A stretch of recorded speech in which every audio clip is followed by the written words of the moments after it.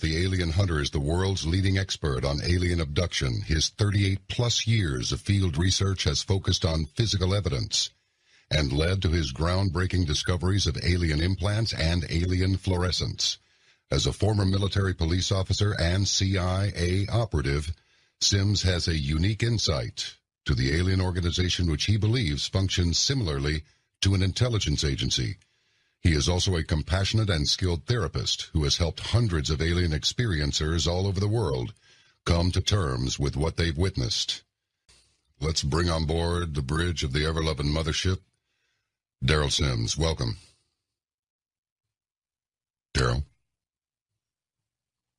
Where is Daryl Sims? I'm here, John. I was afraid you'd been abducted, man. I was worried for a minute. Not lately. Excellent. You know, you're an ex-CIA guy, yeah? Well, I worked in the company for 2 years I volunteered during the Vietnam War, which a lot of people didn't do. They kind of went the other direction. But I was sheet dipped or picked up literally out of the military and placed into the Central Intelligence Agency for 2 years during my time with the military, and then spent my last year in the military in Korea. So that ended my 3-year tour. Okay, so it wasn't the Vietnam thing? No, it was not Vietnam. I actually stayed in country and helped provide security and other things for a top-secret CIA installation, which trained JOTs, or what we refer to as junior officer trainees, or basically the spies or NOCs, these people that are going to be out in the field spying and doing this sort of thing. And you're an ex-military policeman as well? That is correct, sir. Well, I'll tell you what, that's a couple of pretty serious lines of work there. So what in the world led you to become the alien hunter? Well, that you might say I was a captive audience. I get it. By that, yeah, certainly. I didn't have a choice. I simply, I mean, the story's on my website on alienhunter.org, but basically the story is that I opened my eyes and I realized someone was in my room when I was 4 years old in Midland, Texas, and I couldn't figure out why somebody would be in my room, first of all, in our little tiny house, and it was freezing cold, wintertime, and whoever it was didn't have any clothes on, and they were awful white. And as I thought, what is that? It turned around. Apparently it heard me thinking, and it turned around and looked at me and realized it had made a mistake, that I was awake and it had failed in its purpose of me. I shouldn't know what's going on. Right. And I do. And when it turns around, I'm really freaked out because it doesn't have any clothes on. And I can't figure out why it's walking toward the wall anyway, because I figure it's going to bump into the wall. I didn't know it was going to go through the wall. I had no idea because I didn't see it come in. And most interesting part of the story for me was that when it turned around, as a little boy, of course, I noticed it didn't have any clothes on. It didn't have a TT. It didn't have a belly button, and I couldn't figure out what in the world was going on. Man, now that is something else. And this happened when you were 4 years old? That is correct, sir. Okay. Look, I may be jumping around. This is just going to be one of those conversations, just me and Daryl hanging out, and we'll just jump all over the place, and you bring us back on track, because I will pull you off track, trust me. I get the sense that these creatures can't really do much to us, but they can cause us to do things to each other. Is that closer or farther away? I mean, I understand that people have been probed and abducted and had all kinds of been implanted and everything else, but they don't seem to be. They're kind of weak when they put their spikes on. Well, I think the best way for me to describe my position on this is to relay the idea that the alien, in my opinion, is they're not races of aliens out there. When we're talking about these 6 or 7 types of alien beings that are reported most often by the UFO community or people in general who see these entities. And by that I mean the particular entities we're looking at, first of all, generally is that little gray guy, and he stands about 3.5 feet tall. He's got an IQ of about 80. He's got a boss that looks just like him but stands taller than he is, about 5 foot tall. That guy's got an IQ of about 50. He's real intelligent. There's a mantis-like creature that stands 6.5 to 7 foot tall. He's got an IQ about 180. There's a humanoid that looks what some people refer to as the Nordic. This guy is about 6'2", 6'4", and he's very intelligent. And then there's another creature that some people fail to put in the UFO field, but he's been seen in these events, and that is this thing called Bigfoot. And he stands about 7.5 to 8 foot tall or even taller. All these, in my opinion, are models.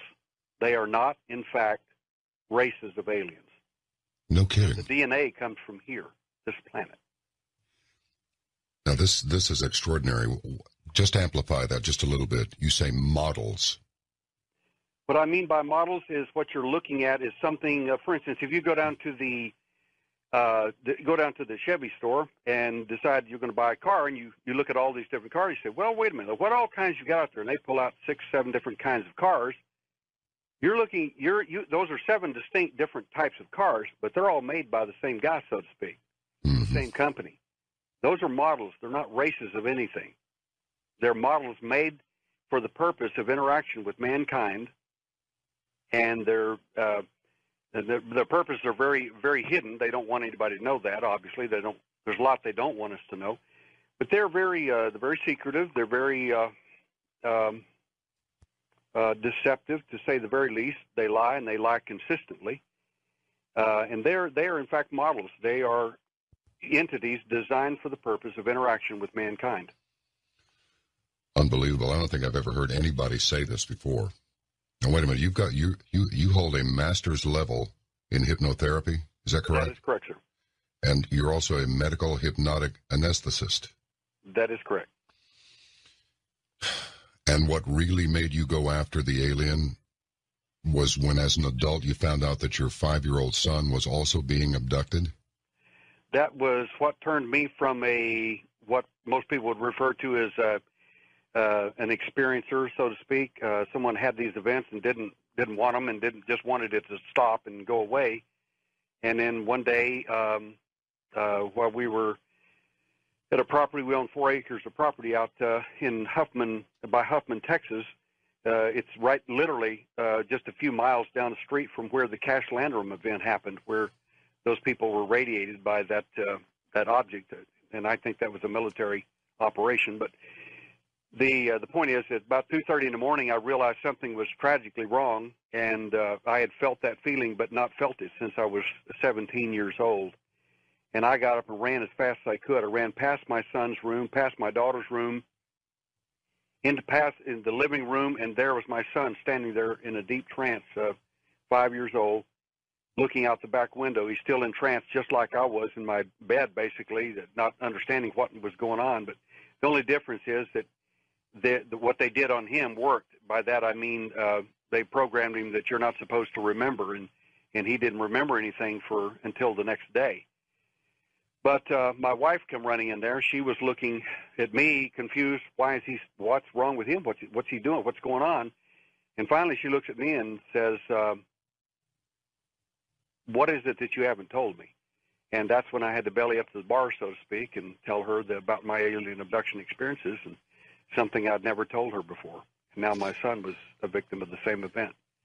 That changed me from an individual wanting to avoid the phenomena to the guy who basically hunts them that hunted me and later hunted my son.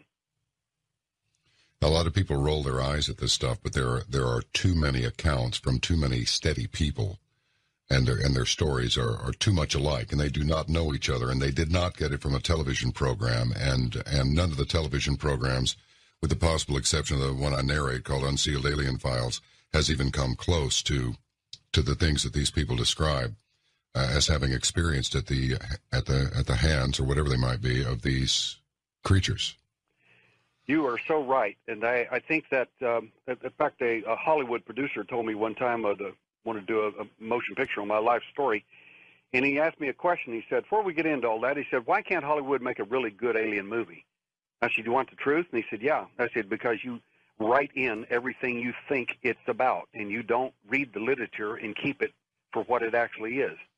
I said, if you put these events in context, a number of these events, I guarantee you'd scare half the population out of that building simply because half of them in there are abductees, and they're not going to sit there and watch the same thing that happened to them on a film. People want to change it. They want to make them, the alien, more human, more kind, more whatever. He is whatever he is. I mean, some events are not harmful, but others are. There are cases of cattle mutilations. We had a pile of them up here in Texas this last week. You got any details on those? I'd love to hear it. The mutilation cases that we had were out in Port Lavaca. A friend of mine is doing a colleague is doing the investigation on that, and there were about 20 sheep that were mutilated there at different times. In my opinion, based on what I've seen in the preliminary, and I haven't seen the case, I've only looked at just the general information. It appears that that's not alien related, at least most of it. Mm-hmm. But we do have cases, of course, that are cattle mutilations that we've discovered and worked on right here in Houston, and horse mutilations as well, that in my opinion are UFO related. Is this the surgical precision that is virtually unknown to we Earthlings? Well, that is true, and then often there is little or no predation. By that I mean predators will often stay away from these creatures, from the cows, the sheep, or whatever's been mutilated, and no one seems to know quite why, because, I mean, the vultures and this sort of thing here in Texas are very keen to have dinner early on that sort of thing, and they will stay away from these if they're UFO related.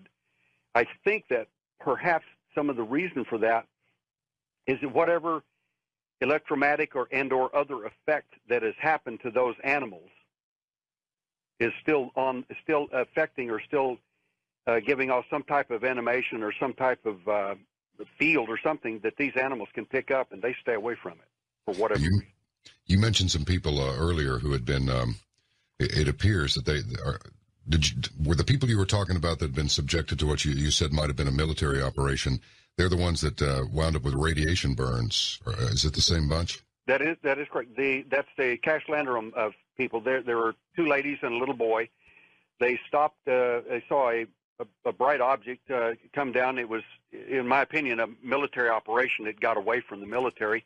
About 20 helicopters were out there around it, and it got away from them. The project failed, in my opinion. Unfortunately, these people got too close to it. The lady got out and got outside her car, and she got radiated, and so did everyone else in the car, but she got it a lot worse and later died from it. But I lived about 5 miles down the road from where that event occurred, and where that object came down close and touched the road, it melted the highway. And the highway was repaired by the next day. Now, anybody that knows anything about Texas knows that you're not going to get any highway fixed ever for any reason overnight. It's not going to happen. No, and right. the highway department didn't know who did it. They didn't know who fixed the highway. They had no idea. Gotcha. This thing just gets fixed, and nobody knows who did it or why. That's unbelievable. Now, you've been abducted yourself. Yes, sir. And it ended violently? We're using the word violently at age 17? That is correct. My events were actually quite short compared to some people. By that I mean my events started in 1952 at age 4, and they ended, there was a series of them, about 10 of them, that lasted all the way up until age 17. And in my last event, it ended very violently, and I've never told anyone the events of my last event, and the reason is twofold. Is number one is because the entities that showed up in that last event, you will not find in any UFO literature, and number two, I've found 8 people so far that have had a very similar event, and they have described the entities with great detail. So I know they didn't make it up because it's not in any literature that you can copy. I mean, you can't go read it and find it and say, oh, yeah, me too. So when people tell me they've had the same event, I want to know the same. I want to know what the details are. But the interesting thing about any of this, if you're an abductee or a contactee, you think a contactee thinks these events are often favorable to them or favorable to humanity, even if you don't like it. abductees don't agree with that. But my point is that you have to question your own events. You just do, for your own sanity. How could this possibly happen? And in my last event, where these 5 entities came into the room, they kicked open the door, actually, and the fact is that the door knob and lock were broken off and laying on the floor the next morning. Interesting thing is my dad got up, looked at my door, looked at me, and strangely said, "Boy, you're a little tough on these doors." And what's interesting is no one heard a thing in the entire home during the night. I mean, no one heard a word, and that's all he said, and he walked off. I should have got in trouble for that, but I didn't do it. But that's what you look for in these events is evidence. And that was my first big hint that something seriously went wrong, and that I wasn't dreaming, that in fact it did happen. Now I got a question for you. How do you reconcile a doorknob on the floor and a forcible entry by these creatures? Let's just call them that. Well, in that particular event, and walking through walls. They were not coming for an abduction, and they were coming for the kind of way to describe this for the audience that they might better appreciate it is to use the term MIB, or Men in Black. They weren't really like that, but they're along that league. And some people ask me, what exactly were they? I said, if I had to describe it by a term, if the alien had an SS, it would be them. Mm-hmm. It'd be the Enforcement Division. The Enforcement Division. Man, this is just too much. All right. When we come back, it would really be good to know when a group of them shows up, are they all the same, or is it a collection of different models, as you mentioned earlier? Our guest tonight, he hasn't been on the program since he was on with George Norrie on October 1, 2009. And he's back again. He is Daryl Sims. His book is Alien Hunter, The Evidence in Light. Check out his website, alienhunter.org, and stand by for more. This is the Saturday night edition of Coast to Coast AM. All right. Daryl, are you there? We're having to go to Channel D. I'll tell you what we will do is just, let me just let you take the floor and just take the lecturer's podium and tell us when these crews of aliens show up, are they all the same? Are they all at the same time? In my opinion, they are distinctly different in the sense that they are different models. As different as your Chevette is going to be different than a Corvette Stingray. They're different as night and day. But the fact is, they're basically the same manufacturer, the same guys that are putting them together. And in my opinion, and this is after 38 years of investigating, I've come to the opinion that these entities are manufactured, designed, cloned, or hatched. And I can step backwards perhaps and give you a better illustration of that from my first event when I was very young. The first thing I noticed about the entity, besides the fact that it was cold and he was white and he was walking toward a wall, I'm going to bump into it in my opinion, when he turned around, I noticed that he didn't have any clothing on. He had as a little boy would describe it, he had a TT. He didn't have a TT. He didn't have any genitalia, in other words, and he didn't have a belly button.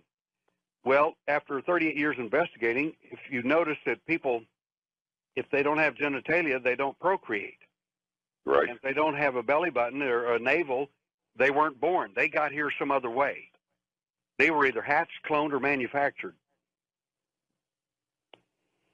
What do you? I mean, this is really not rocket What science. in your wildest hypothetical thinking can you attribute that? I mean, is that it? They're either hatched or they're just artificially incubated? I suspect they are, and I'll give you. I'll carry this out further. In my description, as I gave a while ago, of what I call the usual suspects, or a lineup of in police work, we line these people up that are questionable people, and we'll line them up for someone to identify a perpetrator out of the lineup. And in that case, I made my own little alien lineup there. And what I'm saying is, that those entities that I've lined up in my drawing or my illustration here for the audience, these entities are all part and parcel to the same program. They're all on the same database. They know exactly the same information. If John Wells was picked up as a boy at any age, every one of those entities knows who John Wells is. They know who Daryl Sims is. It has nothing to do with you're famous or infamous. It's simply a database, and they know who you are. It's just that simple. And these entities, in my view, were again, because they have no navel, they have no genitalia. They're basically hatched, cloned, or manufactured. And we have good evidence to suggest that may be, in fact, true, at least some of these entities. In one case, one of our abductees wanted to defend herself and her children. And in the next event, they came there. I actually worked with her and helped her to defend herself because she was crying and really upset about it and begged me to help her. And so I gave her it's a powerful hypnotic suggestion, and she assaulted her captor the next time he came in and tore his black eye cover off of the little gray alien. And he came back 2 weeks later, and she did it again. My point is that underneath that eye cover, those were not really cosmic sunglasses. They were, in effect, some type of a lens cover, so to speak. And she saw a stippled red screen with 5 little white lines running across it, very much like a computer screen you might see on a heart monitor, as an example. Good grief. You know, now, of course, you encounter this all the time, but this is beyond anything that most people have ever heard, and they have to think, come on. I mean, what is this? My Bravo Sierra meter is going off real bad here. What you know, I suppose some people are going to believe it, and some people aren't. Certainly, the ones that experience it believe it. I mean, I've had my own little run-in with these cats. You know, the green glow, the lost time, the covering distance that cannot be covered in that length of time, particularly given the weather. The weird dream, like not the same night, but the next night. It corresponded perfectly to a description that showed up on this program called Sightings. People in the audience have heard this until they can't bear the sound of it anymore. But and then you take this photographer, Wilbur Allen, up there in D.C. He continues to send me photographs that are they're clearly real, and they're quite consistent. And I asked him just the other day, in fact yesterday, I said, where's the landing zone? And he said, oh, it's right up there by where the president hangs out. I said, are you saying the White House? He goes, the White House and also the Goddard Space Center. So I know Wilbur very well. And well, you know, he's on the level. And he's got some interesting photography. I really pretty impressed with some of it, I'm telling you. Well, he said an orb, one of those little task orbs, that's what I call them. They seem to be really good at turning stuff off and on. Yes. Attacked his camera and almost destroyed the thing. He had to send it out to be repaired because it just fried everything, fried all the circuitry in it, much like they do when they, you know, approach some aircraft that's been scrambled to intercept them. They just turn the panel off. You know, it's like, wow. After a point, it becomes undeniable. These intelligent people that are flying these aircraft. And these are intelligent people like yourself and like Wilbur. And so, I mean, this is not some made-up fantastic deal. This is really happening. It is definitely true, and I'll even cap that with a little bit more information. I'd like to make two statements. One is a description of the types of abductees and contactees that we have just in our venue alone. And second is that the difference between me and I guess other people, for your audience, for those that don't know me, and number one is I don't have any constituency. I have no interest in causing people to believe this phenomena. I mean, it's happened to me. There's nothing I can do about it. If people don't buy into it, that's fine. If they don't, that's okay with me. I have no agenda. It just happened. There's nothing I can do about that. So the only difference between me and I guess other people is I'm the alien hunter. I hunted them that hunted me and later hunted my son But not only that, the distinction, I guess, between me and other people, I guess, Wilbur is an example, is a good guy, is I hunt the pilots. I don't hunt the UFOs with a camera or take photos of them. I'm looking for the pilot. I want him. Definitely. Well, have you nailed one yet? I thought you'd never ask.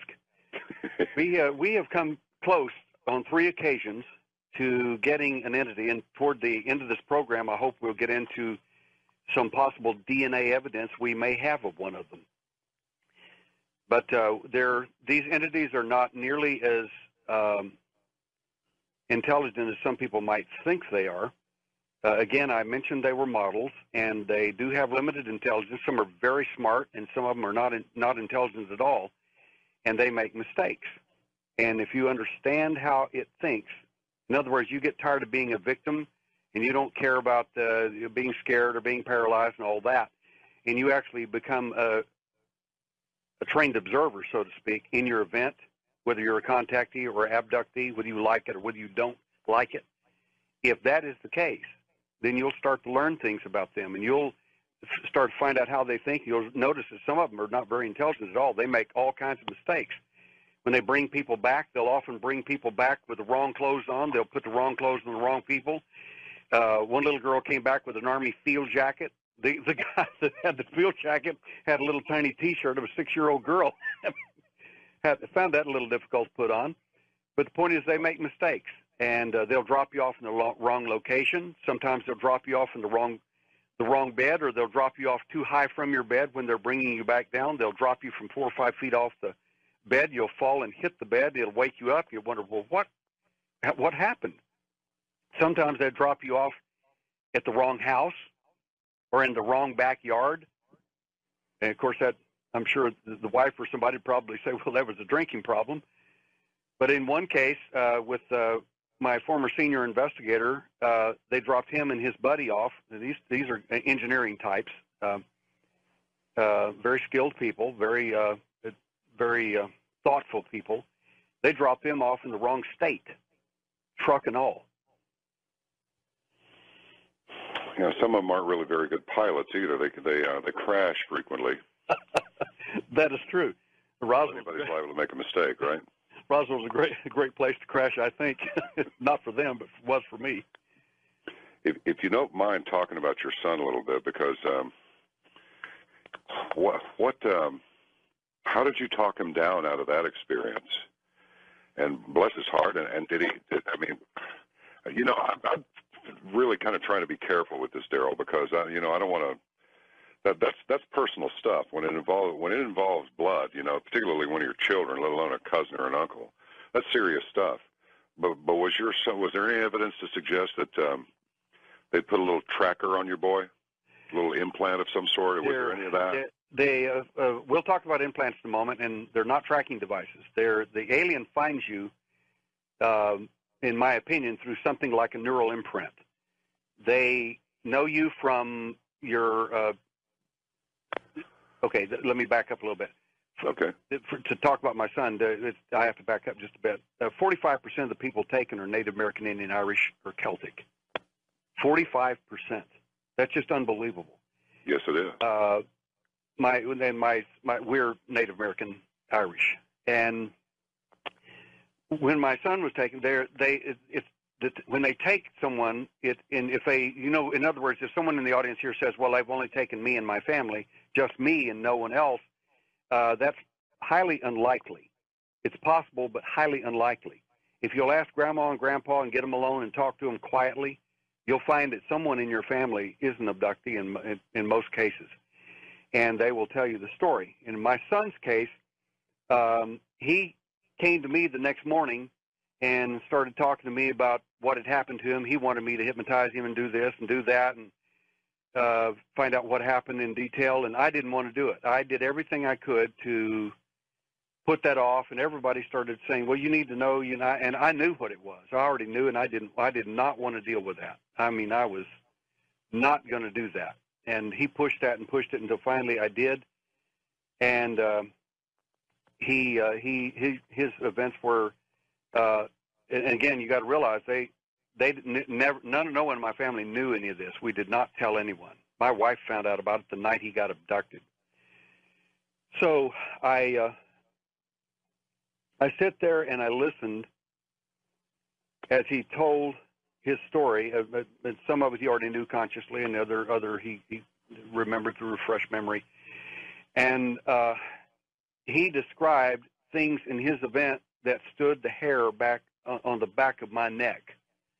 And the more he spoke, I just started crying, because I realized that I was 17 years old when I met that entity, and I barely survived it.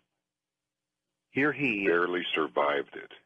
Here he is, a little boy, and my tears went from tears to anger, and from that moment on, I decided I was going to hunt them. I didn't read your resume before they decided to mess with your son. I don't care who you are. I don't care if you believe the aliens are here to save the planet, fix the ozone hole, or whatever. Right. Anybody that takes children and harms children, I don't care who you're from another planet. I don't care if you're this planet. You're my enemy. If you hurt children, you're my enemy. It's that simple. I don't care who you are. You can call it anything you want to. You can call it alien abduction. You can call it helping out mankind or whatever. When you hurt children, that's all there is to it. And as a police officer, if I caught anyone hurting a child, that was it. I mean, you're going to jail. There's no question about that. Mm-hmm. But this is even worse, because people are telling me, well, they're superior to us and they're smarter than us. Some of these guys have an IQ of 80. What are you talking about? What do you mean? It doesn't make any sense they evolved.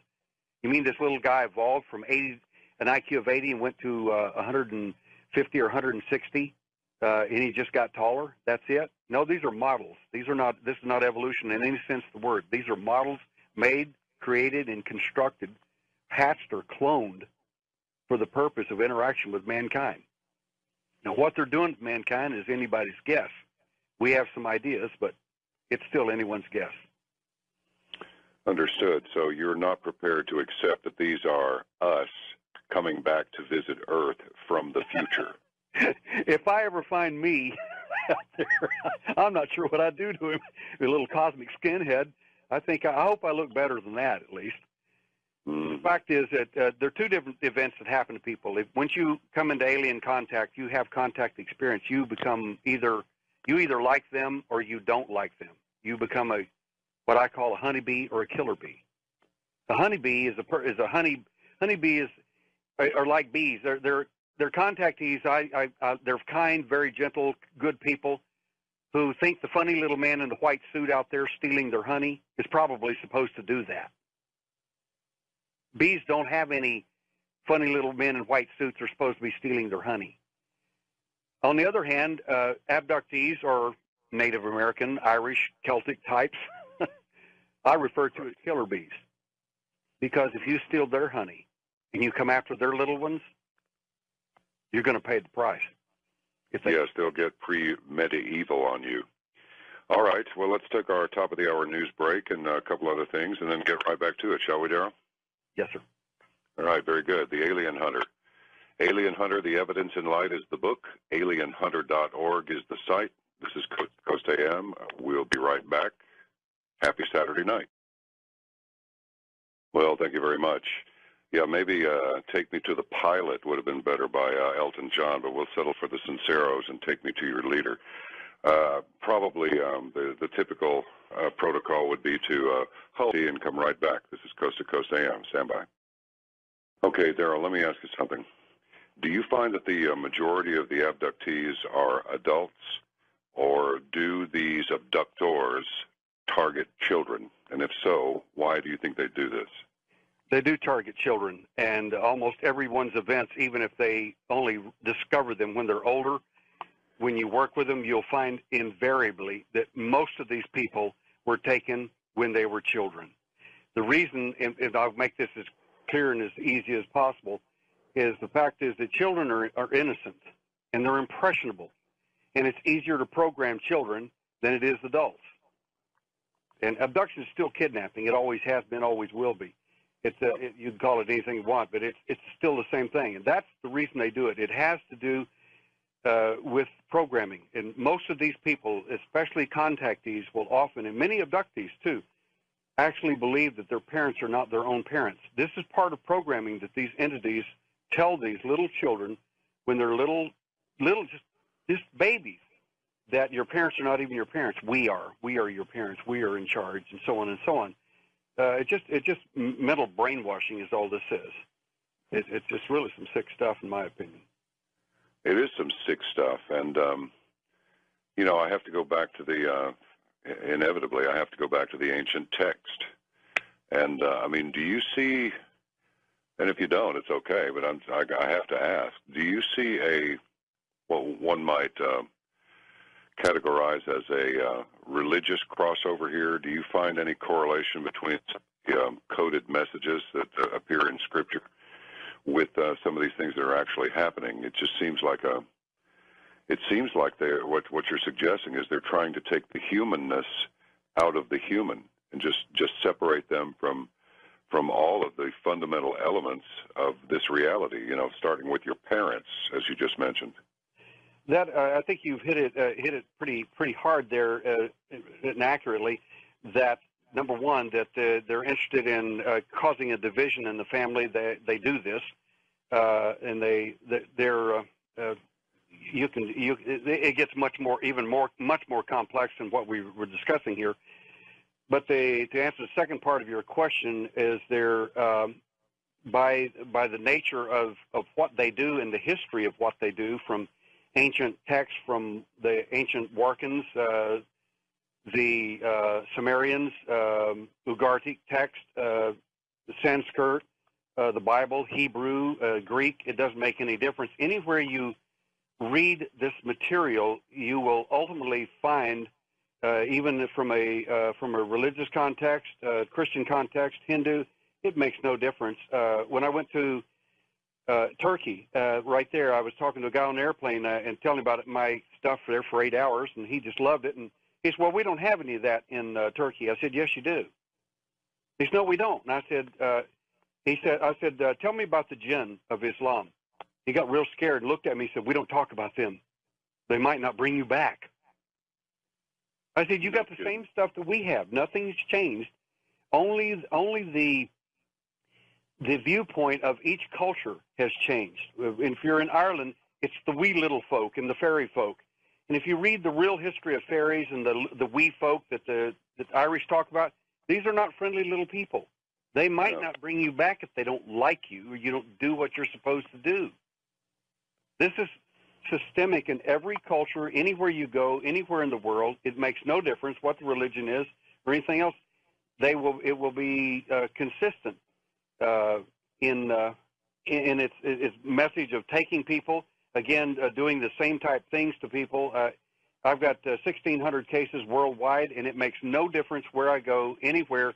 It's almost like reading a textbook. I mean, and some of these people are, some of the cases I've had, I mean, these people were born in 1900s. A couple of cases that I had that were in Auschwitz, of all things, abductees. And I mean, one of the ladies, you could actually look at her, and she still had the numbers on her arm. And these are just as clear an abductee as anybody in the world. It made no difference. These people are engineers. They're brilliant people. I've got people who are prisoners, I mean, in prison, still getting taken. In one case, the guy's guard got taken with him. We've got deaf people. We've got people from the Nation of Islam. We've got mental cases. Now, I'm sure some people will laugh about that and say, yeah, probably most of you. But the fact is, we've got mental cases that were referred to me directly from MHMR because of their abduction phenomena. They said even though they've got a mental difficulty, there is something going on with them. In fact, the doctor that referred them was an abductee herself, right at HMR here in Houston. So you're completely right in your take on that. And the next direction I think you could go from there is literally to look at it from who's next on the list to visit them. If there's a problem with abductees, if there is a difficulty and they need adjusting or they want things fixed or changed, something really radical begins to happen. And what happens is they will send what we refer to as a MIB. A MIB is an individual called Men in Black, kind of like the movie Men in Black, the tongue-in-cheek movie. But there are two kinds of MIBs, really. These MIBs are literally a surreal type, which is the real alien type, which they, believe it or not, they wear a black coat, long black coat, and a large black hat, and they absolutely baffle the abductee when they see them. They scare them. They don't know how to do. They don't know what to do with them. They're not like the alien. They're connected, but what are they? And you're looking at another bottle, but it's a milder form of the enforcement division. These guys are there to fix problems, to make things work, to get results, so to speak. And we've got plenty of evidence of this sort of thing happening. You've got another kind, and I'll only touch on this briefly, a second kind of MIB, and these are government-type people. They were especially showed up in the 1950s and 60s and intimidated a lot of UFO witnesses. And these government-type people, sponsored by the government, would question people and so on and so on. Recently, and this is all I'm going to say about it, one of my abductees was contacted by one of these MIB types, a government MIB. And I don't mean alien, I mean the government style. And later, whenever I finish with that case, I'll report back to you, John, and let you know what exactly happened. But I think there's going to be some evidence in that, some real, actual physical evidence of the government involvement in that program. Clearly, the government knows that these UFOs exist. There have been stories circulating for years, and now they're resurfacing. And again, they've been put into some unsealed alien files about a meeting between President Eisenhower twice with aliens in New Mexico. So, I mean, the story has a great deal of credibility to it, and I lived in, believe it or not, you're not even going to believe where I lived. For 13 years, I lived in Alamogordo, New Mexico. And guess what? Air Force Base is right next door. Holloman Air Force Base, where the event took place that you just described. Yeah, this is very interesting. So there are two types of the Men in Black. The ones that are, I suppose, they're human. They're just government agents, and then there are the other ones that I understand. If you don't comply, I mean, people have said that if you don't comply with their requests, they become really agitated and confused, and they really don't know what to do if you resist them. Is any of this in your experience? It is true, and I actually can give you a couple of illustrations from my daughter-in-law fled Brazil to come to the United States to get away from the alien phenomena. Oh, she Lord. came and stayed with us for a while. My wife and I agreed to let her come in. Of course, she wasn't her daughter-in-law then. She was just an individual that I'd met in Brazil, and she begged us to stay for just a while with us and so on. We agreed, and anyway, she had two sets of events I want to tell you about. One of them, it's going to match exactly what you said in the beginning about was there a religious context to it? There was. And the second one deals with the MIB specifically and even more. The first one, her abductions always occur on the third month, third day at 3 a.m. Now that's rather interesting, and they occur in threes. There going to be three events, 3 days in a row, at 3 a.m. And their first encounter, we woke up the next morning and she was crying uncontrollably, and she'd apparently been crying half the night and wouldn't tell us anything. And we woke up and she was crying, and I said, "What is the problem?" She's crying, and she kept talking about they came. She thought she'd gotten away from them.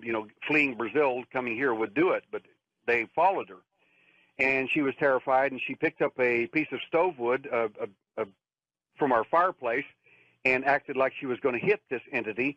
And he backed off and he left, but she was still scared and holding her firewood for a long time. And she told me, she said, I said, well, it's okay. It's all over. You know, maybe it was a bad dream or whatever. I try to console her with all that stupid stuff that people like to tell people that just isn't true. And she says, but my events always happen in threes. They'll be back tonight. And I said, well, I will be awake tonight. And I, the alien hunter, will be there. So we'll see what happens. So I'm hoping, well, this will be cool, you know.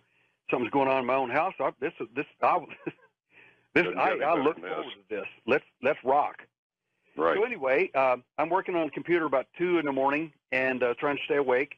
And I get thinking, wait a minute.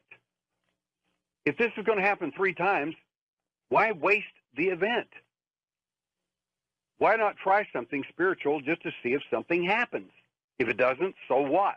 If it does, then I found something out that's, again, that's investigations. That's what it's all about. So I prayed about that event, and I absolutely felt 100% comfortable that the Lord would actually take care of her and it would be okay. And most people say, that's crazy. You shouldn't have done that. Well, I did, because it's been my experience before, whenever this peace that passes all understanding comes upon you after prayer, that there's something really remarkably good going to happen. Anyway, next morning, we wake up, and she's crying. So she's crying, going on, and I thought, oh, my gosh, I thought you were going to be awake. And I said, I was, but I thought, she said, but let me tell you what happened. And I said, okay, what happened? She said, it came through the wall again. And I said, okay. And she said, I picked up the firewood again. I was going to hit it, and it backed off. And she said, something so evil I had never in my life known anything like it. I didn't know something like that existed. It came through the wall after him. And I said, what'd you do then? She said, I was so scared I dropped the firewood, and I was just shaking. And she said, I did not know what to do. I wasn't paralyzed. I wasn't asleep. I'm standing up with a piece of firewood looking at this thing. She said, I've never seen evil before in a personage. And she said, and then she started crying. I said, what? And my wife looked at me confused, and she said, the young girl said, an angel came through the wall. And she said, you can't imagine how fast those 2 entities got out of that room. I said, are you absolutely? She said, I'm telling you, it was an angel. And well, so it's fascinating to me, and we've had this happen in rare events, where an angelic will show up during an abduction. If that happens, it'll ruin the abduction event, and I guarantee you will not have an alien problem that day. Yeah, you don't want to mess with one of them. Not according to Scripture, you don't. No. Well, let me ask you this. Was she able to describe what this angel looked like? It was, she made me a drawing of it, actually. I should probably post that. Yes. But it was angelic. There was no question about it. And the third night was what was fascinating, because I realized, I said, I promise you on a stack of Bibles, I will be there. I will not go. I don't care who tells me what or what happens. I will be there. I will be there at 3 a.m. and I will be there. And so, and she slept on a little pallet in our living room. And anyway, 2:30 in the morning, I grabbed my razor sharp Japanese sword that's had over $1,000 worth of work done on the blade alone. Understood. And I'm sitting there next to her, and she sits up at 2:45 in the morning, breathing, scared and everything. And I looked at her, and I reached over and touched her on the forehead, and I said, "It's all right. I'm here." She lays back down, and I tell her to go to sleep. And I'm sitting there waiting, hoping that Mr. Cosmic Skinhead wants to come through the wall and scare me. Go ahead and, give it your best shot. Anyway, I'm sitting there, and at 3 o'clock in the morning, she sets up exactly, because I'm looking at my watch. 3 o'clock in the morning, she sets up in slow motion, in a deep trance, looks over at me and says, "They know you're here." And I said, "Yes, sweetie." I said, "Now they know I'm here, and I know that they know that I know, and I know that they know that I'm here." And it's amazing to me that they don't have enough courage to come through that wall and do some of the things to me they used to when I was a kid. Well, I'm not 4 years old anymore. I'm not 10 years old anymore. I'm older. I'm a killer bee now. I'm not a honey bee. You're not going to steal the honey and get away with it. You're going to pay the price. I said, one of these days, when these cosmic skinheads are going to find himself on the other wrong side of that wall, and I'll be waiting for him. After that, I stayed with her for a while, and she laid back down, went to sleep, and I went back to bed and told my wife what was going on, and that ended her event. However, this is the MIB event. A few months later, I've got a bunch of boxes of books and papers and tons of stuff. I'm working on my first book, and she said, "May I help you work on your book? Help you assemble it in some way?" And I said, "Please do." I said, I gave her some instructions. I said, "I'm going to go. My wife is waiting for me, and we're going to go eat lunch." And all of a sudden, she got real scared, and she says, "Please, if you decide to go to a movie or something like, please call me and let me know where you're going to be, because I just feel real scared." And abductees will often know when their events are going to come. They will sense it at night before the event. They'll get scared. They'll get phobic, or even during the day. Many of these events will happen in daytime as well. It isn't sleep paralysis. I'm sorry. Some of these therapists, you really got it wrong. Anyway, so I go to lunch. I lock the door, leave, go to lunch, meet with my wife. We're eating lunch, a couple of fish, really good sandwiches, and they have it on paper, large paper setting where we're at, and that's kind of important for the story. All of a sudden, we're sitting there talking, having a good time, just drinking our tea and eating the fish, and all of a sudden I said, "Oh my God, they're in our home." She said, "What are you talking about?" I said, "Doris, they're in our home right now." And I grabbed all the food, and this is insane. I grabbed all the food, just grabbed the drinks, and we ran out to the car. I got in the car, handed all the food to her, and drove as fast as I could to get home. While I was on the way home, a MIB, had a knock. She heard a knock on the door after I'd left, and she started to lean up on the couch to get up, and she looked up. Just as she looked up, there was a guy standing there with a large black brim hat with large black coat, very tall, standing there looking at her with she said it kind of looked like a book or a computer laptop, but it wasn't. She said, and he kept telling me, look at this, pay attention to me, look at this, and trying to focus her and to hypnotize her into whatever he was going to do. And she kept looking around, and finally she jumped one way, and he moved, and she jumped the other way, and she looked and saw the bolt had still been thrown in the door. He did not walk in the door. That lock was still locked on the door. She had much enough consciousness to understand that. That is unbelievable. All right, let's take a little break here. I'll tell you what, the time is just speeding by, and we've got a lot more to come. So everybody just hold your position. We'll be right back with Daryl Sims. All right, Daryl Sims, Alien Hunter, you've got the left seat, so just take it away. All right.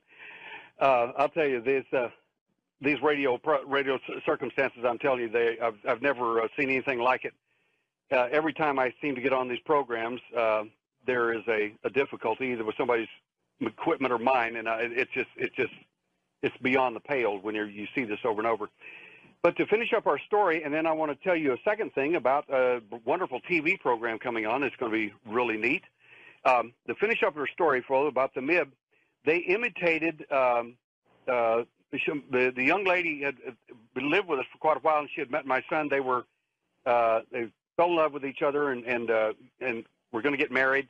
And anyway, long story short, is they imitated his cologne and try to make her think that he was there, and trying to get her to allow them to remove an implant from her head. And of course, she didn't know she even had one. She's like, she couldn't figure this out. And the second entity showed up to enforce that. This entity was bigger than the MIB, even taller, and looked different. And she described him, and my hair stood up on the back of my neck, because that was one of the entities in my last event. And again, he doesn't show up in UFO literature.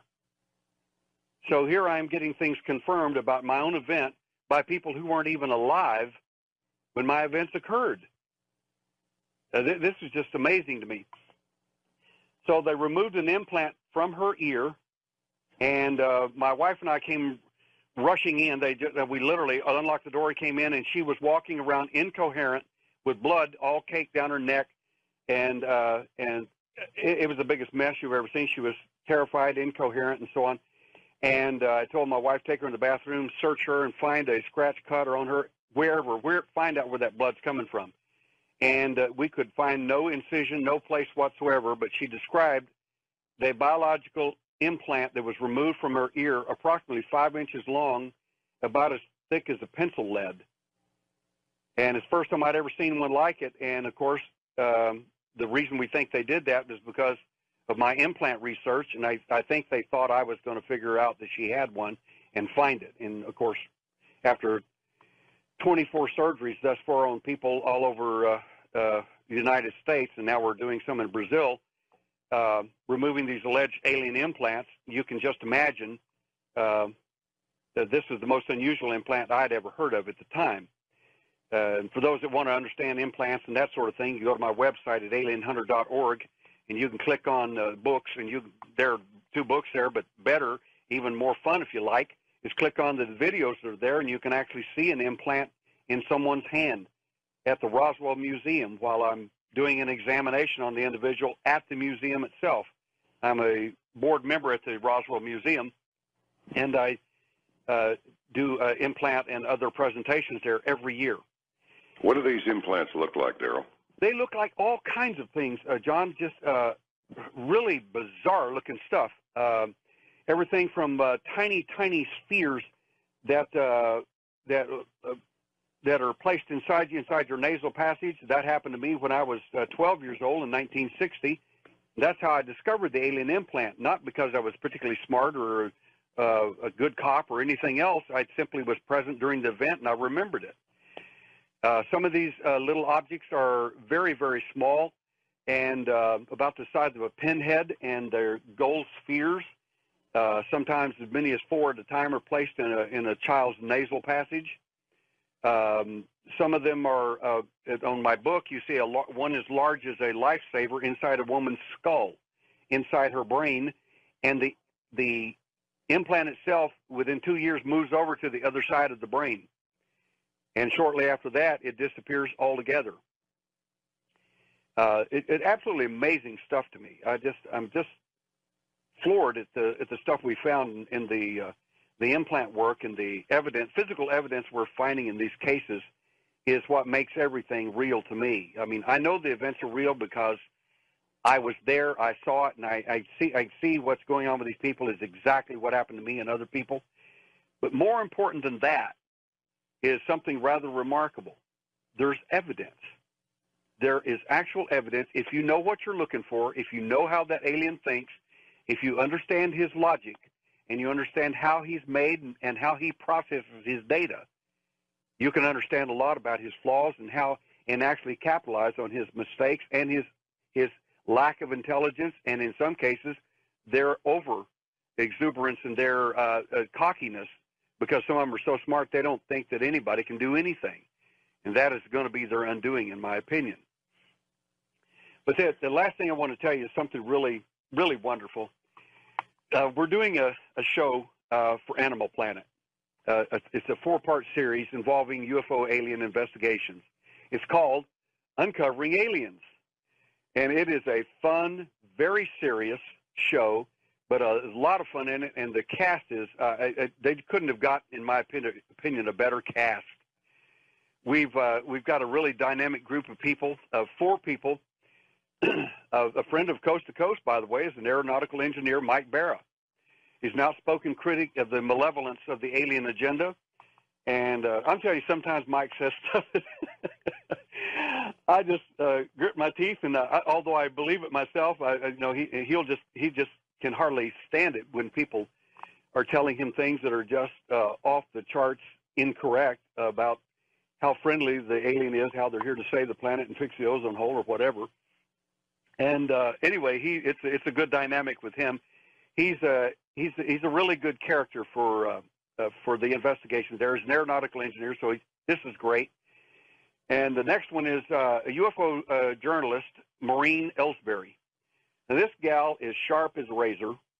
She has great interviewing skills, very fair-minded in her approach, and the audience is just going to love her. They're just going to love her.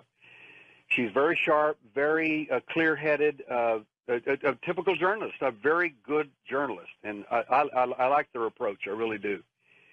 Daryl, can you talk a little bit about the DNA evidence that you may be able to bring forward? Yes, I certainly can. The DNA evidence. Concerning DNA, we have, remember the story I told you about me waiting for that alien at our home with the Japanese sword? Yes. Well, one of my abductees read that, and years later realized that he got tired of them taking him and his wife, and he didn't know what to do, so he decided to get him a Japanese sword and just wait, hoping one day that they would make a mistake, which they do. And in that case, he certainly they forgot to tell him, you won't remember, and you're paralyzed. Well, that night that they didn't say that, he had his Japanese sword waiting next to his bed. And when they approached him, he jumped up, grabbed the sword, and impaled one of them with it. Now, whether your audience or anyone believes that story or not is irrelevant to me, because what it matters is that whatever it is he did that night with whatever was in that room, we have the DNA of it. And according to Dr. Leftwich,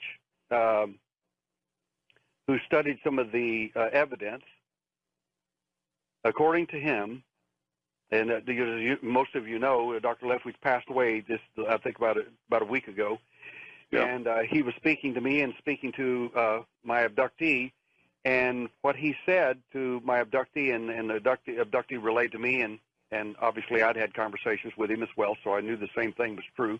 And at a later time, when we have time, I'll go into a great deal more discussion about what it is we're finding and what this evidence turns out to be, because we're working on it now and attempting to get some DNA work done on that. And as you know, our work is philanthropic. We don't charge our abductees a dime for anything.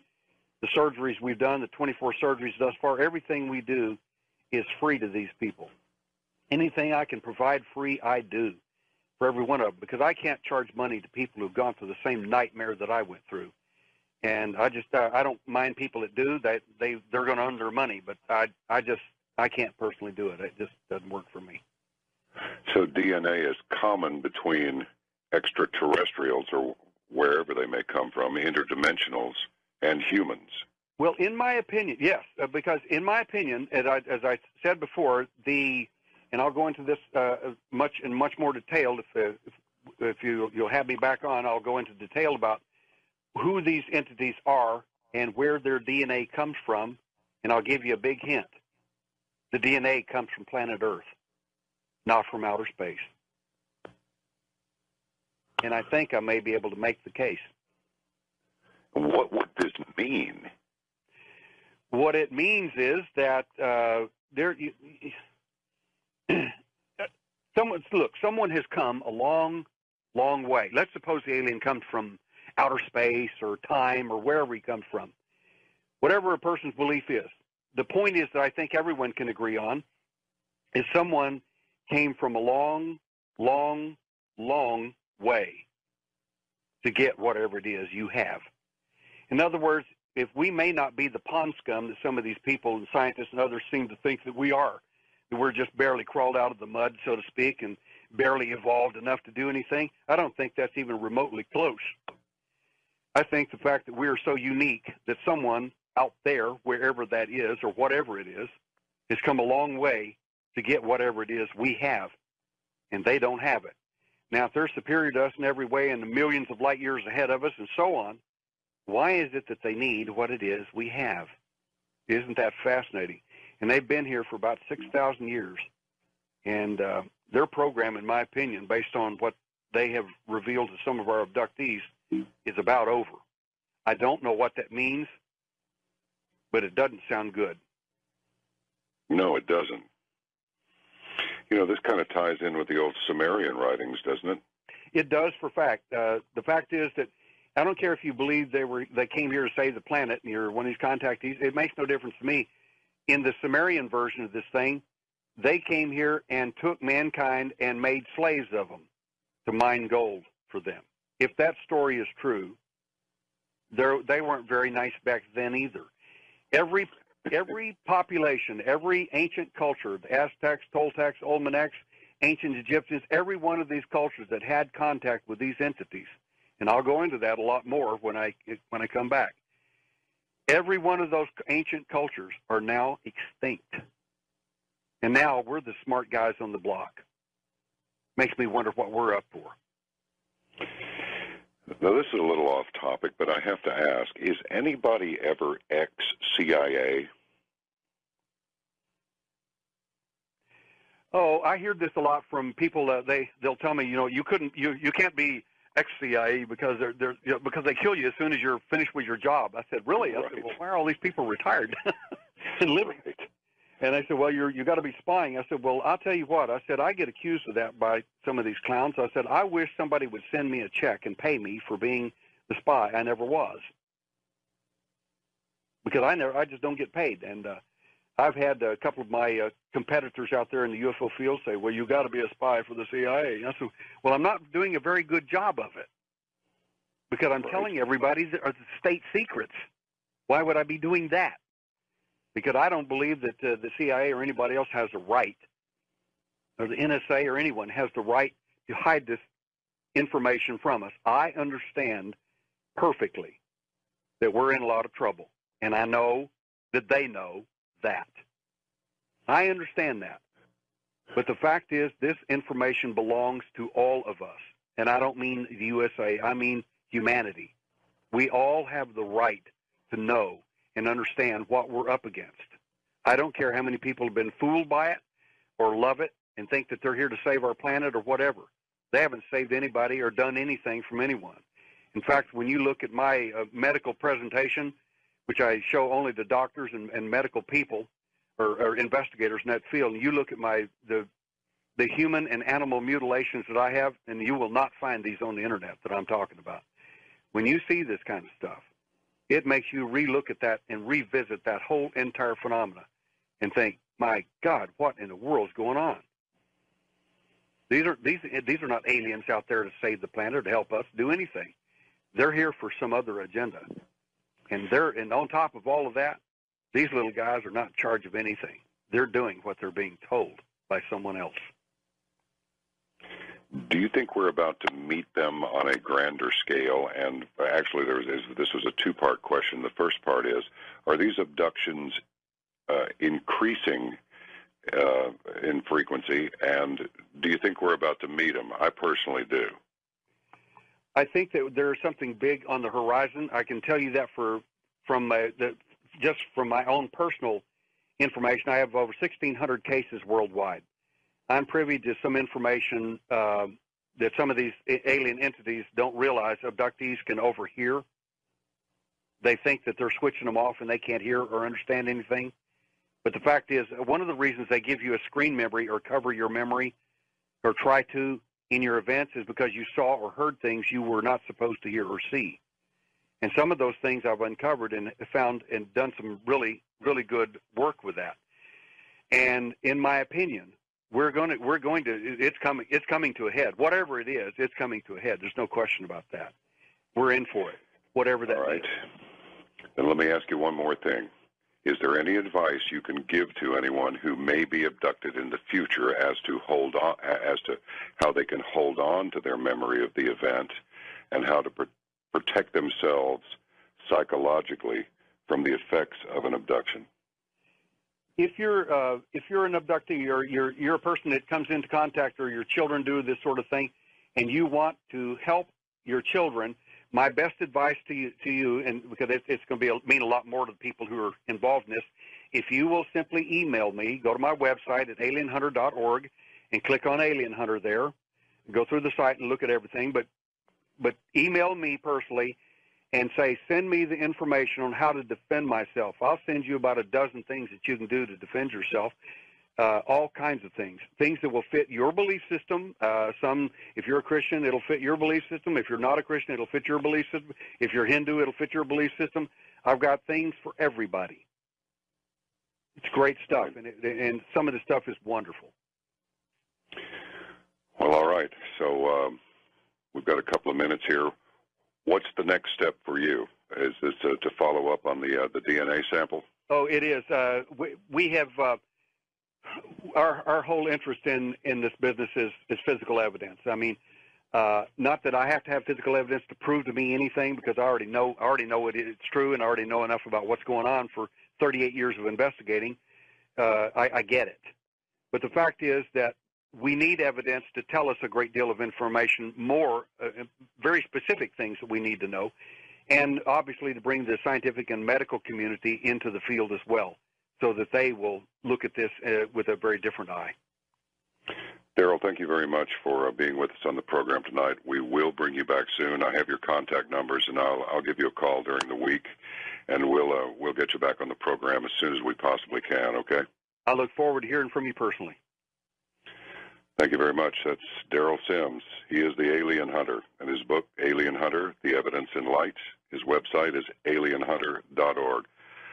Sorry about the poor transmission quality tonight, but as we say out here in space, stuff happens. Take care. I'll talk to you later. This is Coast to Coast AM. Was there ever a better band ever? It's just amazing. Some people will say, I don't like the Beatles at all. They're just like, and I've like, stop right there. I'm not a violent man, but if you say anything ugly about them, I may become one.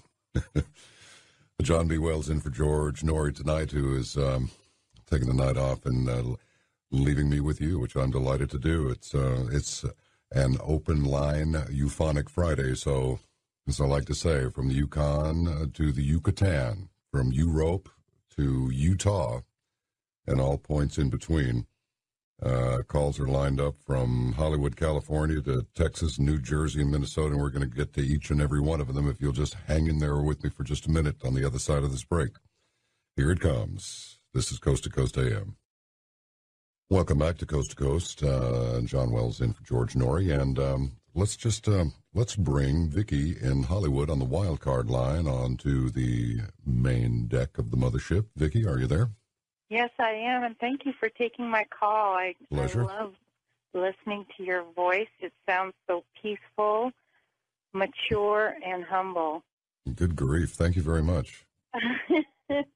And I love the topics that you cover because you bring out a lot of truth. You bring out more truth than some of the other folks who do this show. Well, I'd like to say sometimes, just as a qualifier,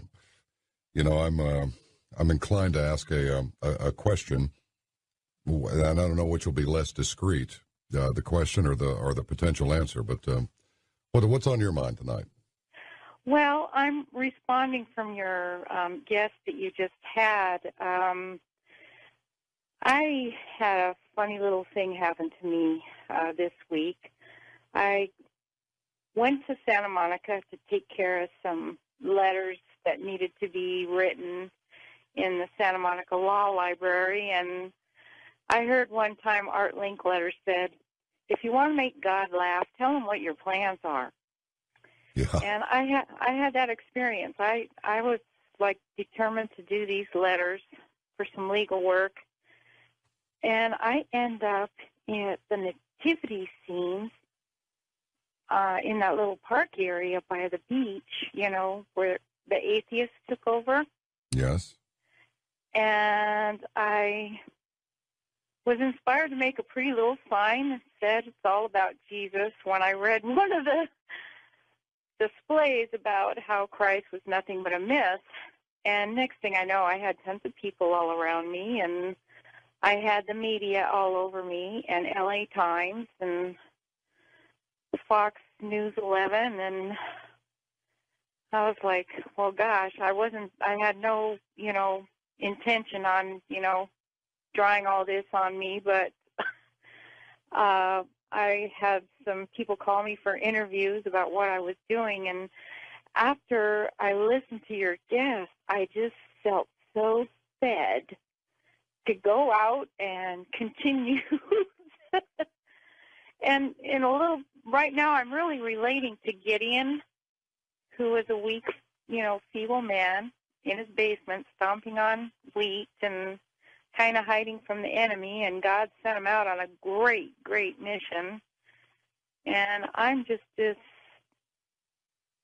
weak, feeble woman with fibromyalgia and a lot of pain in my body, but I was so overwhelmed with the joy of Jesus that I didn't even feel the pain, and I went out there and held my arms up all day long with a sign that says, "It's all about Jesus." And they plastered it all over the front page of the LA Times yesterday. You know, thanks very much for your call. And if that brings you joy, then that's what you need to do. You know, sometimes I read these emails, which, by the way, you can send me one because it's just you and me now. Our guest has moved on, and it was really good talking with Mark Anthony. I hope he comes back soon. That's John B. at coasttocoastam.com. There are two things that'll get you in trouble quicker than just about anything unless you make a career out of it, in which case you're getting paid for it, and that's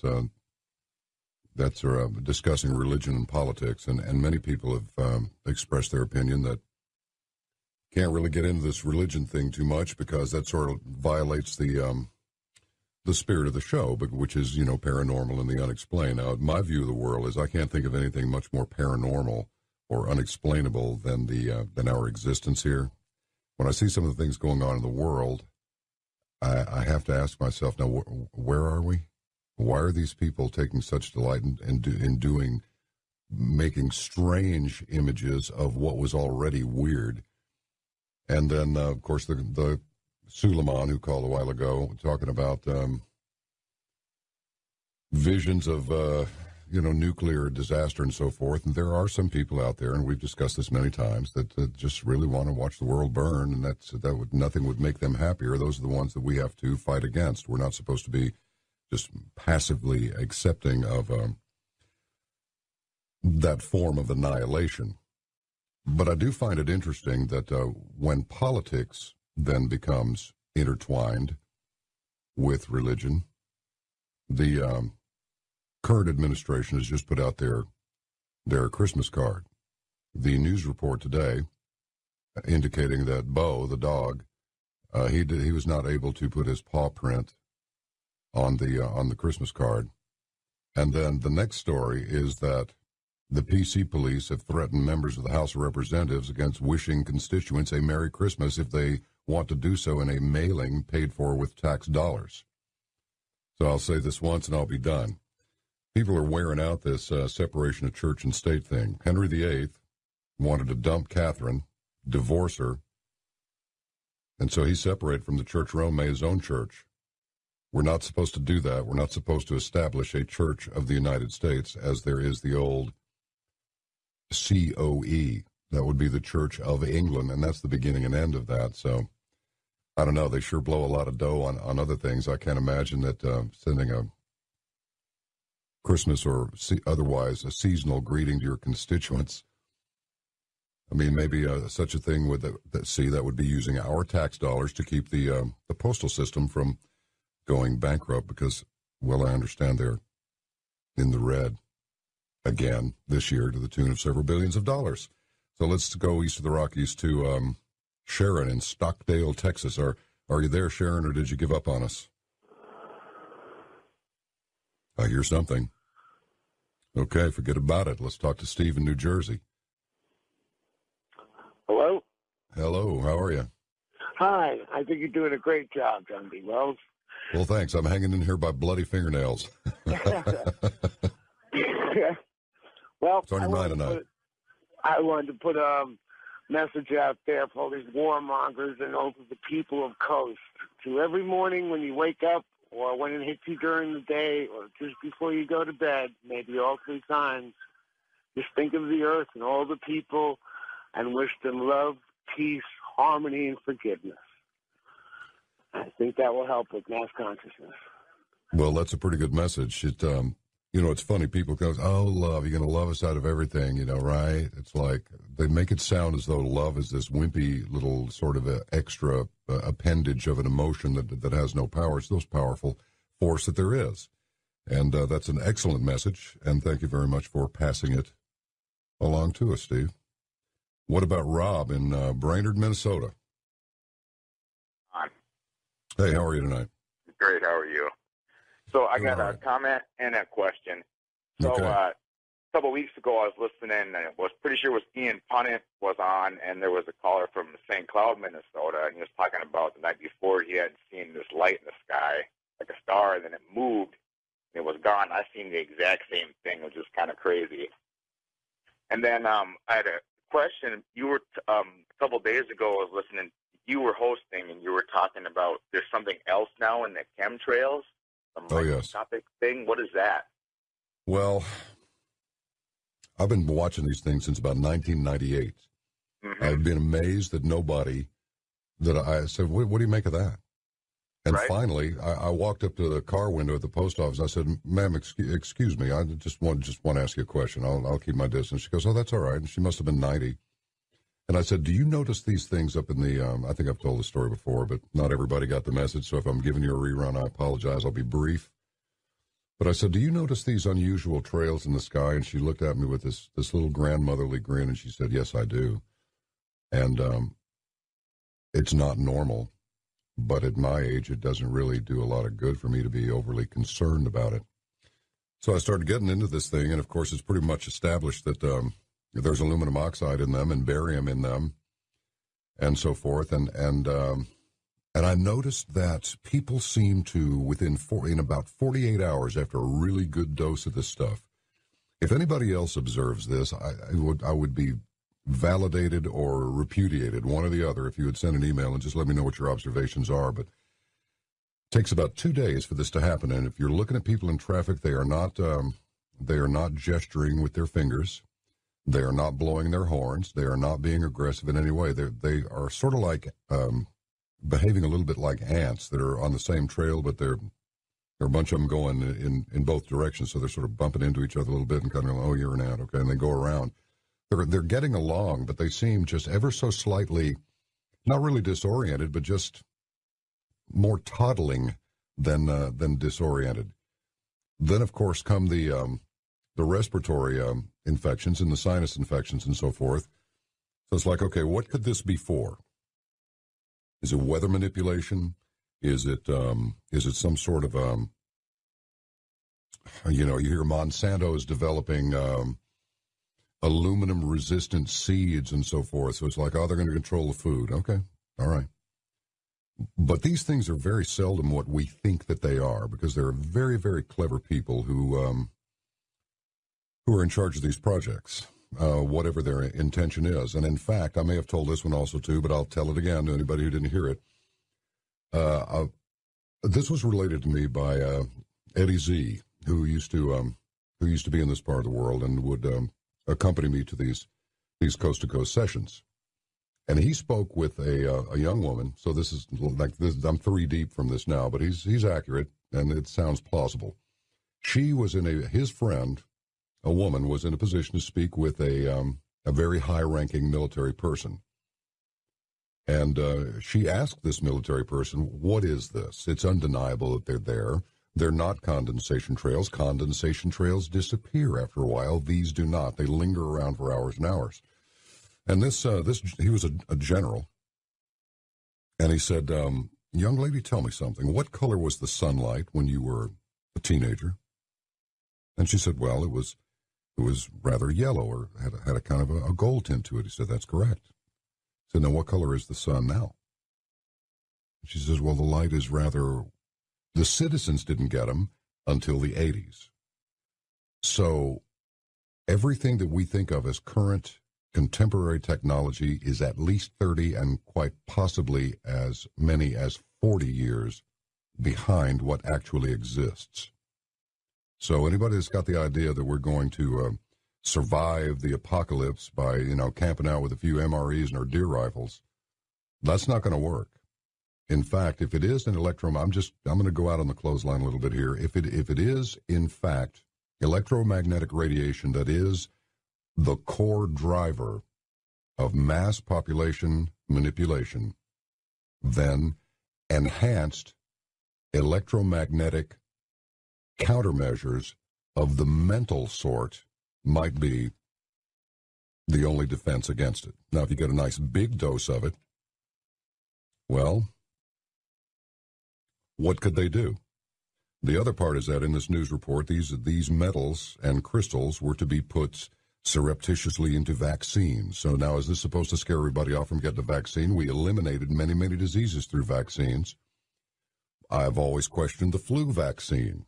If the flu, medical officials have admitted, well, we get a different strain of flu almost every year. So my question is, what exactly are we vaccinating against? The swine flu thing, oh, it's swine flu. Nothing much happened. Oh, it's bird flu, avian flu. Nothing much happened. So there's really no predicting which report is going to be the false flag and which is going to be the straight information. But I think probably a better way to get metallic particles and crystals into the human body would be to do a massive aerosol spraying of them. I would think that consistent inhaling of these particles might go a long way to saturating your system with these particles, which are now nano-sized, to go back to his question. And so there it is. The only solution to the problems that we are going to be faced with, and which we are, in fact, now being faced with, are control of politicians and become smarter. Read everything. Put the pieces together. Just like that movie, A Beautiful Mind. Maybe you've seen it. John Nash, genius guy, schizophrenia sufferer. He's looking at a page, but he seems to see a secret message there because certain words pop out at him. But what we have to do is even more important. Let's say there's a jigsaw puzzle, and it's a big pile of pieces. The first thing we have to do is understand that not all of these pieces go to the puzzle. There are only certain pieces that go to the puzzle. First, we have to determine what they are, and then assemble the puzzle. Is this making any sense whatsoever? Well, I certainly hope so. Jim, Wildcard in Ohio, are you there? Yes, can you hear me? I sure can. How are you tonight, sir? Hey, good. I enjoy listening to you whenever I'm up at this hour. The one thing I didn't tell your screener about my calls, I am a Roman Catholic since birth in 1953. I was born in 1953. And I wanted to address the question that the fellow with the Hispanic accent asked your guest, which he said, why doesn't the Vatican and Pope Benedict XVI stand up against the encroaching banking powers that are, pulling off the bailouts and all that kind of stuff? And there is a fairly articulate thesis that in 1958 there was a takeover of the Vatican. It is a historical fact that there were 5 minutes of white smoke that came up on October 26, 1958. That was 17 days after Pope Pius XII died, but no pope came out. 2 days later, Pope John the 23rd came out and was hailed as good Pope John by the world press. Now, any Catholic that is, and we might add to make this relevant to what the guy asked, a few months ago you might have seen that Benedict XVI called for a World Bank. Did you happen to see that in the news? I just got a passing glimpse of it, yes. Okay, he called for a World Bank. Now, here's what I would say is happening, and I don't know if it's within the rules for me to give Google search words or a website that I promise you has no advertisements or trying to make money on it, but the thesis is this. The cardinals were threatened by a nuclear threat in the conclave. The Cardinal Siri was elected, was pushed aside. 2 days later, John the 23rd came out, and ever since then, every Catholic of my age knows the Mass, the sacraments, the architect of the churches, the catechism, everything has been changed since 1958, especially around Vatican II. Now, people may like that or not like it, but everyone knows that there has been massive changes. So I believe what several particular authors have said, that's what happened, that the Vatican is now run by the encroaching banking systems that are oppressing the world. They've been in total control since '58. And if I could say one other thing, we're in the eclipse of the church, according to this thesis. This is where the Vatican would be taken over. We're going to go into church and state are going to sink, and it's going to end in 3 days of darkness, where a tail of a comet comes through the earth, perhaps. Oh boy! But after that, we will have. We've got a hard. Hold, Jim, you hold the line, all right? I'm going to get back to you. We got a hard break coming up. Wells in for Nori. This is Coast to Coast AM. Now, Jim, you stay there. Just a couple of quick things. Consider becoming a Coast Insider. You're going to have a lot of fun with this. It's inexpensive. It's easy to use. You got 3 years of past programs, and so if you can't hang in here for the whole 4 hours, which of course we hope you do, but in case you don't have that kind of time at your disposal for listening, when you need to be sleeping so that you don't, well, have a boo-boo at the workplace the next day. It's a great service, and you will enjoy it very much. Be sure to check the Coast homepage whenever you can, because there's all kinds of news and information on there, and it's amazing how many people who listen to Coast regularly don't really visit the homepage that much, but you should, because you're missing a lot of stuff. One more thing, and that is that, the mothership's chaplain, Ian Punnett, has some ear trouble, and he has relinquished his seat effective January 2012, to me. I'll be in with you on Saturday nights, commencing, I believe, the 7th. Yes, it is the 7th. So send some good vibrations to Ian. He's got a terrible case of tinnitus, which is just a debilitating ear thing, and he's a tough guy, because he continues to go forward. He continues to do his morning show, and he'll be doing the second Sunday of every month. So he'll still be with us, but send some good vibes his way. And we're going to finish up with Jim here in a minute, and then get as many of your calls as we possibly can between now and the time that our Plentium 06 turns into Depletium 58. So please stand by. John Wells in for George Norrie, and this is Coast to Coast AM. All right, Jim, did you just pass out and go, oh man, you give an aspirin and headache, or are you still there? No, I didn't pass out at all. Okay, good. Finish your thought on that, about how the church is changing and so forth. Yeah, in other words, I'm trying to figure out what to encapsulate here in a few seconds, but the church is in eclipse is a long-time prophecy. There's a book called Catholic Prophecy that goes into them, and I guess I would like to throw out here real quick the election and shoving aside of Cardinal Siri, that's S-I-R-I in 1958, is mentioned by a coast-to-coast favorite, Malachi Martin, in a book before he died called, his book is called I'm having a brain glitch here, but Malachi Martin's book, on this book, page 6, The Keys of This Blood. It's The Keys of This Blood. The Keys of This Blood, pages 600 to 610, he talks about Siri being elected, shoved aside.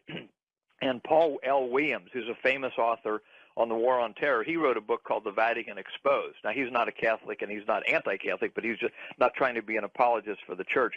And he says he produces in there the CIA documents that says white smoke went up, Siri was elected and shoved aside. So can I give you Google search words or a website, or what's within the rules of Coast? Yeah, that's fine. Go ahead. Okay. Art never liked to do that because he thought somebody was always trying to push something, and about half the time he was right. There's no selling on this website, and it's only 3 articles. It's called October1958.com. That's October1958.com. And at the bottom of the white smoke articles, you have links to 3 other articles, but there's no advertisements on it. So for people interested in like 2012 and the 2012 and that type of thing, I can finish up by saying these prophecies, in other words, these would be anti-popes. John the 23rd, John Paul II, Benedict the 16th, in our view, those who follow this thesis, these are anti-popes. They're not popes. There's been 39 major anti-popes in the history of the church. Some have occupied the Vatican, and the 3 days of darkness, or whatever is going to cause this chastisement, will be very rough for mankind. But at the other end, a true pope will be restored in the Vatican. The world will be in a period of peace, and that's according to the Fatima prophecies. And I know you, on Coast to Coast, you've had a few Fatima guests on over the years, too. So I just thought that might be interesting for people. There's also on Wikipedia, if you look up Siri, S-I-R-I, there's pros and cons, because there are some people who have believed this at one time, like Hutton Gibson, the father of Mel Gibson. He believed this thesis at one time. He's turned against it now. So if people want to kind of see a pro and con, they could go to Wikipedia and look up Siri, S-I-R-I. So I just thought that might be interesting to people, especially since the question that guy asked, how can Benedict the 16th be calling for a world bank and all that type of thing? You know what? You're very articulate. I'm just curious. How do you know these things? I mean, what motivated you to get this deeply into it? Okay, I was again born in 1953, raised a very good, in the traditional sense, Catholic education, and I fell away from the faith in high school and college. Of course, a lot of high school and college kids like to fall away from the faith because nobody likes rules in any era. But then in 1974. When I learned when abortion became legal, and I was trying to find, well, who's doing all this, I ran into a priest named Father Francis Fenton, and I don't think there's anything about him on the internet. He passed away. And when I saw him in this speech, I expected to hear a political speech. And when he said the name of Jesus, John, he bowed his head. Now, at 19 years old, that sent a shockwave through me because this had quit happening in the Catholic Church at Vatican II. So Gotcha. I then looked back into it, ran into this fellow who wrote these articles, Mr. Gary Giuffre, who is a portrait artist, his portrait of Reagan is hanging in the Reagan Library. And when I saw this research at October1958.com, I believed it was true, and I believe this is about the most important subject in the world. And so, and I might add that if you ever wanted to have this fellow who authored these articles as a guest, I promise you would have one of the most interesting hours, on Coast to Coast, because this information is very hard to find, even though it is in these major books that I mentioned and in a number of other sources. A lot to learn in so little time. Listen, stay in touch by email, and I really enjoyed talking to you, and I'm sure. Thank you, John. Sure you too. I really enjoy when you're on, and I enjoy the others too. But good luck to you. Okay. Same to you. Have a great Christmas. Okay. That was very interesting. I thought that was very interesting. See why this Coast Insider thing is a good idea, because I'm going to get a bunch of emails saying, "What did he say?" And it's like if you're an insider, you can just go back and listen to the show, and it's cheap, and it's a good tool. All right, Jonathan in Hotlanta, come up on the bridge if you are still there, Jonathan. Yes, how you doing, sir, George? Doing all right. No, I'm not George. I'm John. I'm sorry, John Wells. I apologize. No worries. I've been called way worse than that. No, I apologize. I was listening to the show. It's always good as usual. And the key thing here is, as far as a listener, I love the show, and for the audience too, the key thing is the amount of deception that we see that's in the world. It starts at an early age in terms of indoctrination to belief systems that are there. But when you look and go back into the ancient text and you read and you come forward, you find out that a lot of the things that we have accepted as truth are extremely difficult when you look at them in their correct light. The teachings, and when we talk about the matrix, is basically, John, you speak about it like in the third person when you say taking the red or the blue pill and can we awaken ourselves? And I think we're in the latter stages now, the latter age of this particular time frame. As far as it relates to specifics, the Vatican has bank holdings in the Bank of America, and that's probably one reason why they don't speak a lot about or speak out about the world banking system as a whole, because of their holdings, which are a part of the system. As we come to find out now, the Federal Reserve is no more federal than Federal Express. There are a lot of key elements in our upbringing and in this structure which are absolutely false. And I think the people in the listening audience, we need to look inside of ourselves, and we need to be truthful, and we need to start seeking the truth earnestly. We're talking about love. It's going to be extremely important now, because the game plan for us is to have us all tagged and chipped here soon. The breakings out of world wars, third war, keep us preoccupied. There are a lot of trillions and billions of dollars passing hands in the game of war. Ideologies created to make men separate themselves along lines.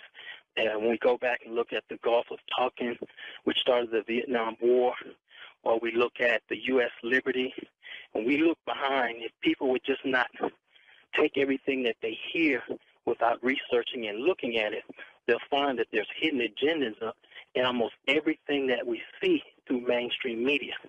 We need to be careful in the last days, and we need to prepare, because they're trying to corral us like cattle and like sheep and send us over the edge. Understood. And they're planning World War III. They're planning on putting us into camps.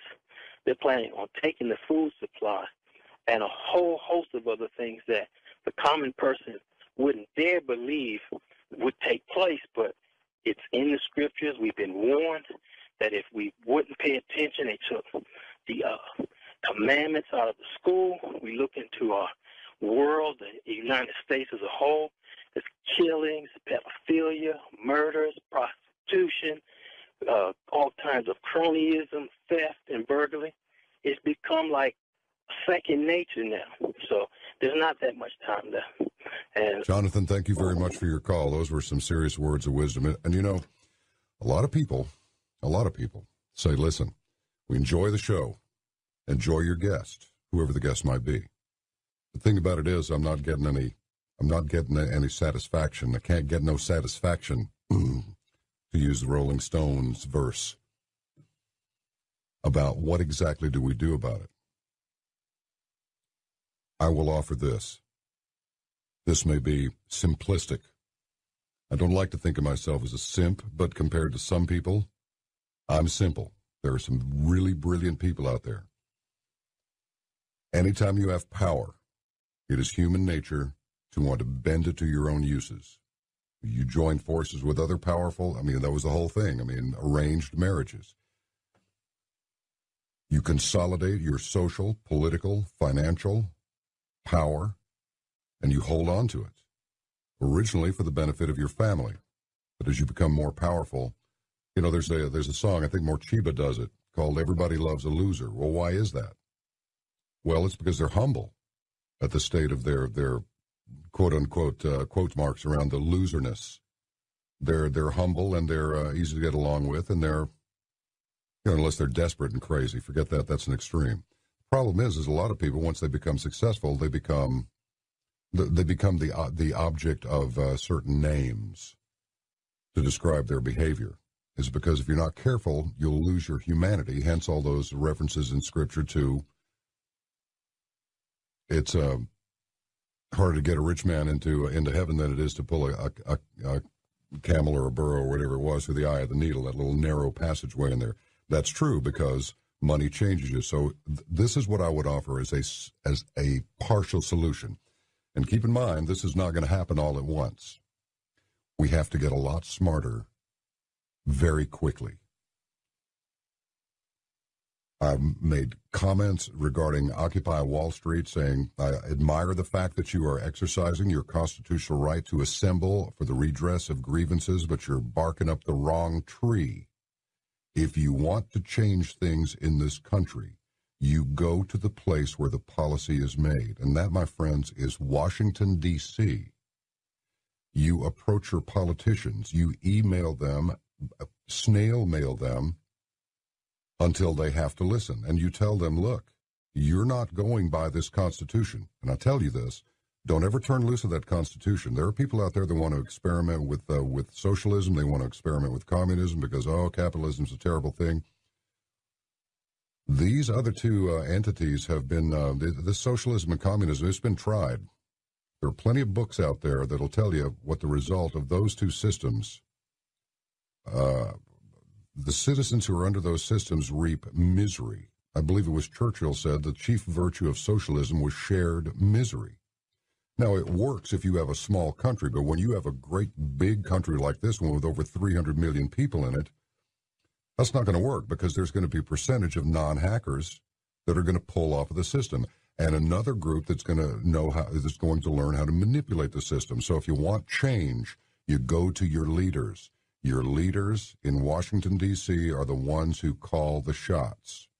I am neither left nor right. With a few exceptions, I would say fire the whole bunch and replace them with coast-to-coast listeners. I think we probably get this thing straightened out pretty quick because we know when we need to hit back, and we also know, I believe, collectively, what to do to avoid having to hit at all. Maybe just a good glare every once in a while will be enough to chill out some of the overly ambitious in the world of geopolitical annihilation. Juneau, Alaska. Do we really have a caller from Juneau, Alaska, named Jeff? Yes, sir. Permission to come aboard. How you doing? I'm doing fine, sir. Permission granted. What's on your mind? John B. Wells, I hope, I really am starting, it kind of connected to me that I may have manifested Ian's problem worse so that I could hear you more into my ignorance. So I wanted to do that, and I hope that didn't happen. But well, the relief of ignorance is an ongoing deal, man. I mean, that's just an evolving mechanism. The relief of ignorance. I'm working on it even now. What's on your mind tonight? Well, it was like celebrity, I wanted to engage the flux capacitor with you for a moment and take you back to the summertime when you did the Coast to Coast show and you commented about the Reno air crash. Do you remember that? Yes, I do. Okay. Do you remember my email that I sent you about that? Actually, I do. The board game? Yeah. And the reference to chess and all of that? Yeah, this is me. Okay. So, and I went, oh, that's groovy. I have been, every time I hear you, I'm wondering, what are you going to bring that up or not? Anyway, but what I wanted to do was, I wanted to turn out your guest. Your guest today was the most fantastic guy. But I wanted to point out something that he said. Do you remember when he talked about the mistletoe thing? Or I believe it was it might have been the reference to the holly, but I think it was the mistletoe about the guy dies 3 days later, up, rises again. Like, seems to be a common theme. And I wanted to, say, all of the comments that we get about this thing that's happening, that's going on, which is really going on here for this 2012 thing. Everybody seems to be concerned with the foam on the top of the sea, and they don't realize that that's just the foam on the top of the sea. What's making that foam is the ocean below it. That's and when correct. you get down into the deep ocean, it's surprisingly how simple it all is. You know what? That's absolutely true. But Jeff, if you've got a final thought, wrap it up, man, because we are pushing the clock really hard now, and I want to get Bob in before we have to go tonight. Okay. I wanted to just make a note about our clock that we live by, this thing. If you look at the clock, you'll see that there's a circle with a dot in the middle of it. And anybody that knows anything about astrology will know that is the glyph that represents the sun, or your sun sign. If you look up your astrology sign, you'll see your sun sign will be a circle with a dot in the middle of it. Well, that's exactly what a clock is. And those 12 numbers that go around the outside of that clock, they represent the Earth's path around its star. And if you look at the trines, which are triangle shapes that are made up within those 12 things, you'll find that the 12 houses of the zodiac are represented on the clock, because that's what it is. Interesting. It's a Sumerian wheel. It starts out in the number 1 with Aries, and then it goes to Taurus, Gemini, Cancer, Leo, Virgo, Libra, Scorpio, Sagittarius, Capricorn, Aquarius, and Pisces. If you look at the water signs, which are the 4, the 8, and the 12, you draw the triangle, draw the lines between those three, you'll find a triangle there. And then you look at the Earth trine, which is the 10, the 2, and the 6, and you draw that, you'll soon see a Star of David pop right out of there. And? That's where it comes from. And then the air and the fire signs oppose that with the Star of Solomon, which is just a Star of David turned on its side. And you'll see the crosses that all run through the clock too. You'll have each member of all of the trines represented in all of the crosses, and there are Jeff, I got to go, pal. I'm sorry to cut you off, my brother, but and Bob, I'm sorry we didn't get to you, but look here. The most valuable gift you can give your family, your friends, your loved ones is your time. Time is truly priceless, and after all, you have all the time there is. I won't talk to you before Christmas again, but I'll talk to you on the 29th.